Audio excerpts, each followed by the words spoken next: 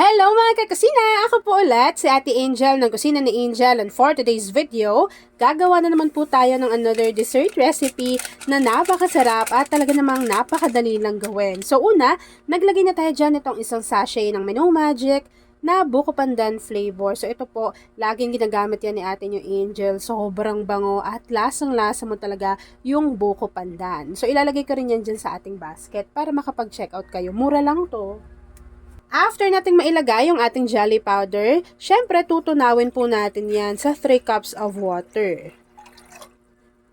Tunawin lang po muna natin ng maigi yung ating jelly powder para naman po hindi lang siya namumuo dyan sa bottom ng ating pan. Take note po na habang hinahalo nyo po yan ng maigi at tinutunaw yung jelly powder, wag nyo munang bubuksan yung apoy sa inyong kalan. Kasi meron pa rin sa inyo na talagang hindi pa rin talaga siya marunong magluto ng jelly mixture. So baka mamaya kasi sobrang bilis nyo naman pakuluin or what, hindi nyo tinutunaw ng maigi, ganon. So, ang pinaka-sekreto lang naman doon ay tunawin mo ng maigi yung jelly powder bago, kapag natunaw na po yung ng maigi, pwede nyo nang buksan yung apoy sa inyong kalan.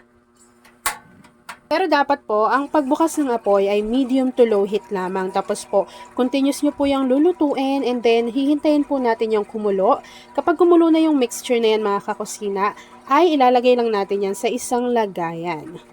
So habang hinihintay natin yung kumulo, please don't forget to like and follow yung ating Facebook page, Kusina ni Angel. Kung meron ka ring Instagram, paki-follow na rin ako doon, Kusina ni Angel. At kung gusto mong matuto pa ng iba pang mga recipes o kaya naman gusto mo mag-share ng mga niluluto mo everyday na gusto ko ring makita para masubukan naman ni atin yung Angel, meron tayong Facebook group. Nandyan lang po yan sa ating Facebook page. And yes mga kakusina, kung isa ka din pala sa dessert lover, pwede kang mag-comment dyan sa ating comment box section. Ilagay mo lang, "Hi Ate Angel," at ilagay mo na rin kung taga saan ka nanonood. Kapag nahiwa na natin into cubes yung ating buko pandan jelly, ilagay lang natin to sa ating mixing bowl. And then nag-drain lang po ako nitong Tita Ellie na nata de coco. Dalawa po yan. Yung color white lang na nata de coco yung pinili ko. Maglalagay rin ako dito ng 1 can or 380 grams ng evaporated milk. Kakailanganin din natin dito ng 1 can or 380 grams nitong Marie Condensada. Pwede pong chilled overnight yung gawin ninyo para mas mabilis nyo po yung ma-enjoy. And then, ito naman po yung buko. Nasa sa inyo naman kung gaano karami. Ito po ay 3 piraso lang. Yan, 3 piraso ng buko po iyan na pang salad, tapos pinakayod ko na. And maglagay lang din po tayo ng all-purpose cream.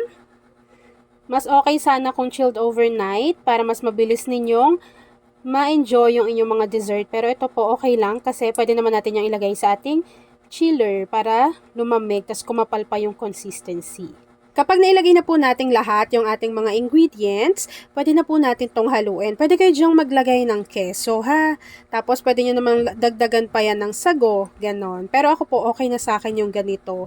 Tapos hahaluin ko lang yan ng maigi, ilalagay ko pa sa aking chiller para po medyo lumamig pa yan at medyo kumapal-kapal pa yung consistency ng ating cream. Pwede nyo rin naman doblehin yung cream, pwedeng dagdagan yung buko, ganon. Nasa sa inyo naman yan eh. Tapos po, kapag nahalo na natin to ng maigi, ilalagay ko lang to doon sa aking chiller. And then, ipapakita ko na sa inyo kung ano, yung natapos nating easy dessert recipe. Alam ko naman na yung ganitong klase ng dessert recipe, kahit walang okasyon, kapag ginawa mo yan, talaga namang mauubos sa mesa ninyo. So, at ayan na nga mga kakusina, once na lumamig na po yung ating dessert recipe, pwede nyo pa yung mas patagalin pa sa ref ninyo para mas maging firm yung consistency ng ating cream. So ako po ganito na lang kasi malamig naman na yan, tas masarap na. So this time, pwede na po natin yang i-enjoy.